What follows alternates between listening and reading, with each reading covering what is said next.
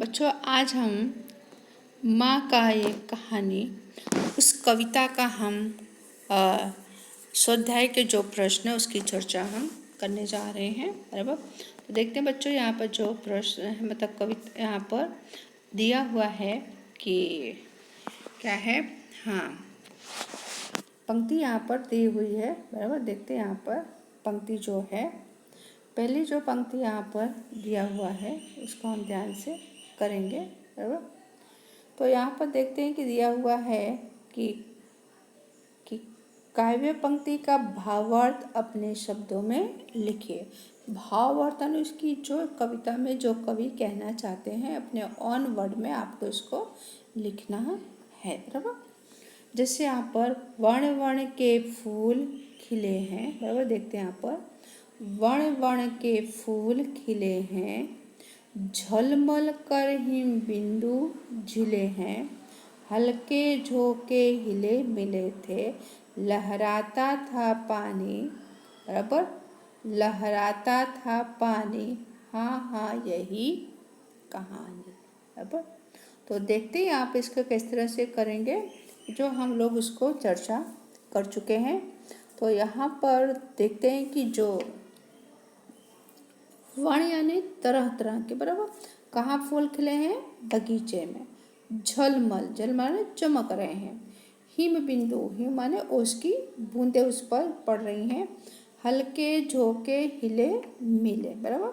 तो हल्की हल्की हवाएं चल रही हैं और उस पर क्या है, फूलों पर ओस की बूंदें, मतलब कि हवा चलने से वो हिलती डुलती, ऐसा बताया है ऐसा। बराबर। तो इसका भावार्थ कैसे होगा बच्चों? इसका भावार्थ इस तरह से करेंगे। मैं आपको पीडीएफ बना करके भेजूंगी और आपको उसको अपनी नोट में लिखना है। जैसे कि बगीचे में तरह तरह के रंगों वाले फूल खिले थे और उन पर ओस की बूंदें चमक रही थी। बराबर। तो क्या है, बगीचे में तरह तरह के फूल खिले थे और उन पर क्या है कि ओस की बूंदें उन पर चमक रही थी। बराबर। फिर हवा के, बराबर क्या है, हवा के हल्के हल्के झोंकों से, बराबर हवा के हल्के हल्के झोंकों से फूल हिल रहे थे और उन पर ओस का पानी भी लहराता था। बराबर। राहुल ने पूछा क्या उन पर पानी लहराता था? तो हाँ माँ, मुझे यही कहानी सुननी है।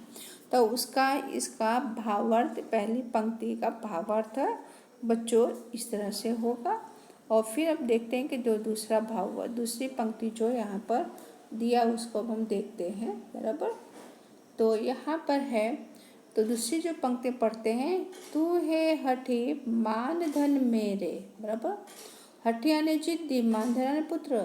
सुन उपवन में बड़े सवेरे, उपवन यानी बगीचे में। तात आने पिता, भ्रमण आने घूमने जाना, टहलने जाना। जहाँ सुरभि मनमानी, सुरभि यानी सुगंध। बराबर। जहाँ सुरभि मनमानी, हाँ माँ यही कहानी। बराबर।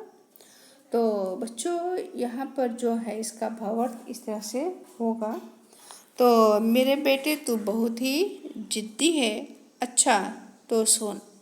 एक दिन बड़ी सुबह तेरे पिता बगीचे में घूम रहे थे। घूम रहे थे। उसी समय वातावरण में मनपसंद खुशबू फैली हुई, किसकी खुशबू? फूलों की खुशबू फैली हुई थी। वहाँ मनपसंद खुशबू खूब फैली हुई थी। हाँ माँ यही कहानी। कि माँ, बेटा कहता है कि हाँ माँ, मुझे यही कहानी सुननी है जो तू कह रही है। और बच्चों यहाँ पर जो है कि चित्र के आधार पर, बराबर यहाँ चित्र दिया हुआ है। बराबर। तो क्या है, चित्र के आधार पर आपको क्या करना है, आपको जो यहाँ पूछा गया है कि चित्र के अपूर्ण काव्य को पूर्ण कीजिए। अपूर्ण यानी अधूरा, पूर्ण यानी उसको जो बाकी है। बराबर। कि 2 लाइन यहाँ पर लिखा हुआ है। बराबर। क्या है कि माँ मुझको भी पौधा दे दो, मैं भी वृक्ष लगाऊंगा। बराबर। यहाँ 2 लाइन लिखा हुआ है, 2 लाइन नीचे छोड़ा है। तो बच्चों इस प्रश्न का उत्तर क्या करेंगे, आप खुद ही लिखेंगे चित्र में से देख करके, बराबर, कि आगे 2 लाइन का आप क्या करना है, बराबर। और फिर उसके बाद फिर देखते हैं नेक्स्ट जो है, तो ये भी जो प्रश्न है कि तीसरा जो प्रश्न यहाँ पर दिया हुआ है कि एक दिन अकबर ने बीरबल से पूछा, बीरबल दुनिया में सबसे अधिक शक्तिशाली कौन है। बीरबल ने क्या कहा, सोच कर कहानी को आगे लिखिए। बच्चों इस कहानी को भी क्या करना है, आपको खुद ही अवलोकन करके लिखना है, बराबर। और फिर उसके बाद है कि यहाँ पर जो चौथा जो प्रश्न है, अगर पाठशाला के सामने दुर्घटना हुई तो आप क्या करेंगे। तो बच्चों इस प्रश्न का उत्तर भी क्या करना है, आपको खुद ही अपने अवलोकन ने खुद को सोच करके अनुमान लगा करके इसका उत्तर आपको लिखना है, बराबर। फिर नेक्स्ट जो 5वां जो प्रश्न है यहाँ पर दिया हुआ है कि इस कविता को कहानी के रूप में लिखिए। तो अभी मैंने इस कविता को क्या किया है, कहानी के रूप में मैंने सारी आपकी स्टोरी बताई है। तो आपको खुद भी क्या करना है, अनुमान लगा करके इस कहानी को अपने शब्दों में विस्तार से लिखेंगे, बराबर। तो उसके बाद फिर हम करेंगे बच्चों, यहाँ पर दिया हुआ क्या है कि भाषा सज्जता, बराबर। क्या दिया हुआ है, भाषा सज्जता। तो यहाँ पर जो पहला जो है क्या है, क्रिया का काल, बराबर। तो क्रियाएं आप लोगों ने पढ़ा भी होगा, बराबर। तो इन वाक्यों में पढ़िए तथा क्रियापदों पर ध्यान दीजिए। जैसे मेरा प्रताप ही ऐसा है, तू मेरी बुद्धि को कुंद बताकर मेरा अपमान कर रहा था। कुंद ने खराब, बराबर, कि मैं बुद्धिशाली हूँ लेकिन तू मेरे को क्या बता रहा, तू मेरे को मूर्ख बता के मेरा अपमान कर रहा है। फिर नेक्स्ट, तुम्हारा बाहर आना खतरे से खाली नहीं, फिर भी तुम बाहर आ गए, बराबर। तो इसके बाद यहाँ पे फिर इसके बाद देखिए चर्चा करते हैं। वह खान के भीतर रहता था, उनकी एक चपत तेरी सारी शान चौपट हो चंपत हो जाएगी। यानी किसका, लोखन से। अगर लोखन से किसी को उस पर प्रहार करे तो क्या होगा, सब कुछ तहस नहस हो जाएगा। वह रात में पढ़ाई करेगा, क्या करेगा, पढ़ाई करेगा। तो यहाँ पर देखते हैं बच्चों कि जो यहाँ पर भी हम लोगों ने ऊपर जो देखा वहाँ पर, तो क्या पहले दूसरे वाक्य क्रिया है तथा कर रहा है, बराबर। यहाँ पर देखेंगे कहाँ पर है, बराबर, है, फिर क्या है, कर रहा, बराबर, फिर ये आगे, ओके। तो यहाँ पर जो दिया हुआ ये जो है, बराबर, है तथा कर रहा है, बराबर, ये क्या है, ये है वर्तमान काल है, जो हम लोगों ने कुछ पढ़ा था वहाँ पर, बराबर। फिर इसके बाद है यहाँ पर क्या, आगे तथा रहता था। एक क्रियापद द्वारा क्रिया के हो चुकने का संकेत मिलता है, क्या मिलता है, हो चुका है, या काल भूतकाल कहलाएगा। तो बराबर क्या है, आ गए, फिर तथा रहता था। तो ये कहाँ पर है, यहाँ पर देखेंगे किसके अंदर, यहाँ पर है, बराबर, ये रहा कि आ गए, ओके।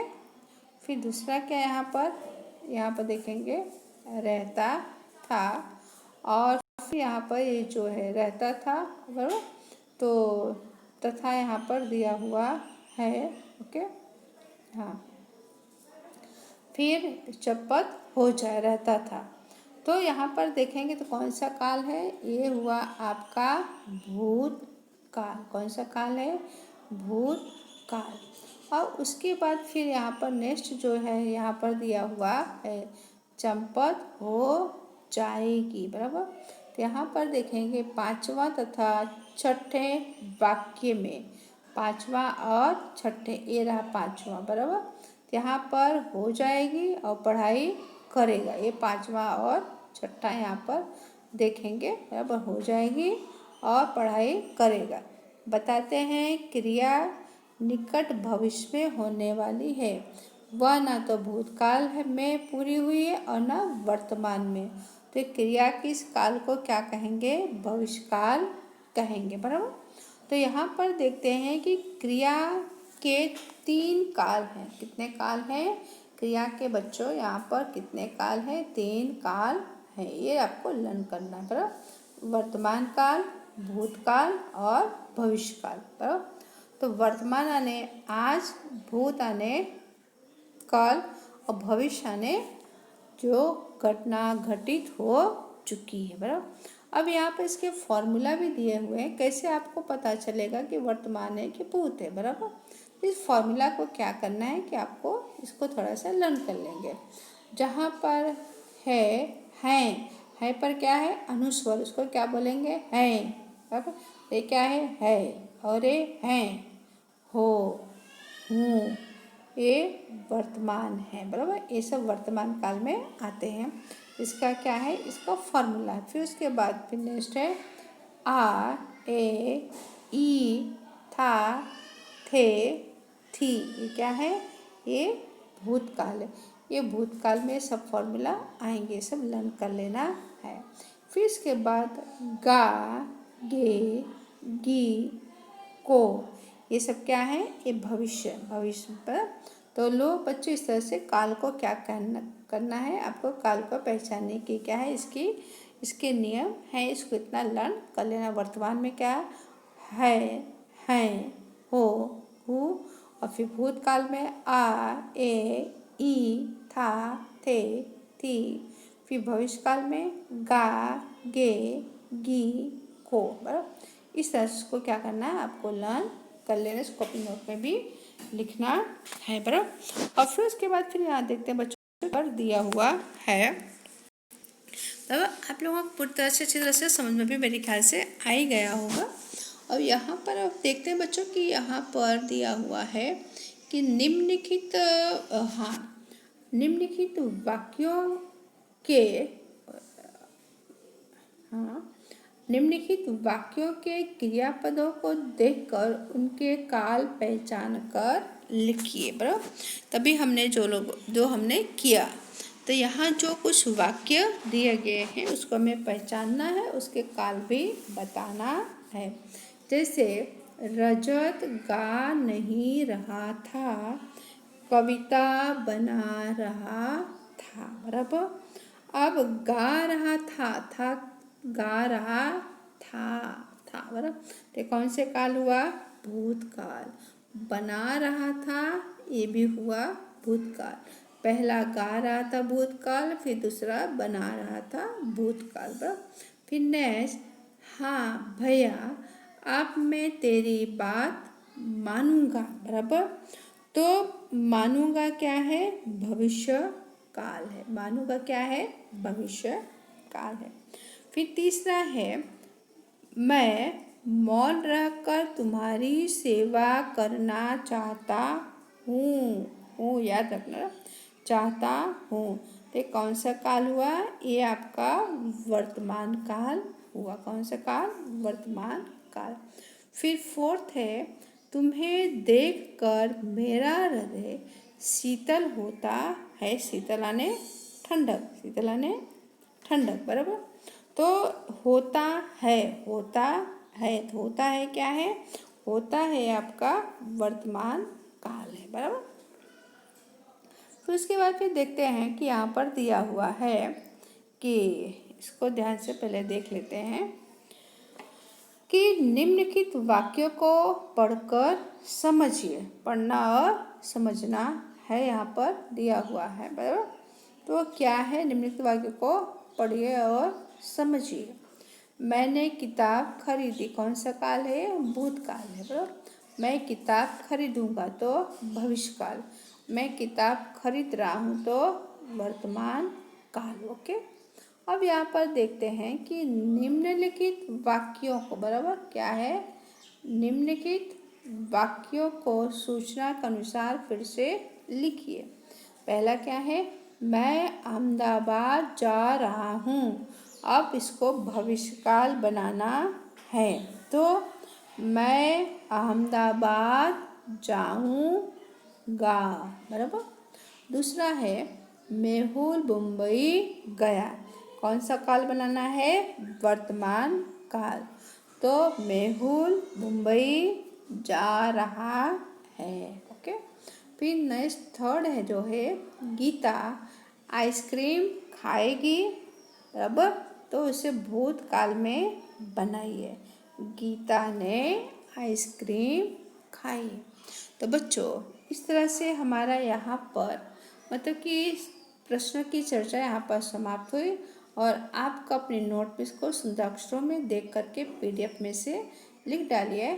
Thank you. और जहाँ भी समझ में नहीं आए तो आप उसे बड़े आराम से पूछ सकते हैं।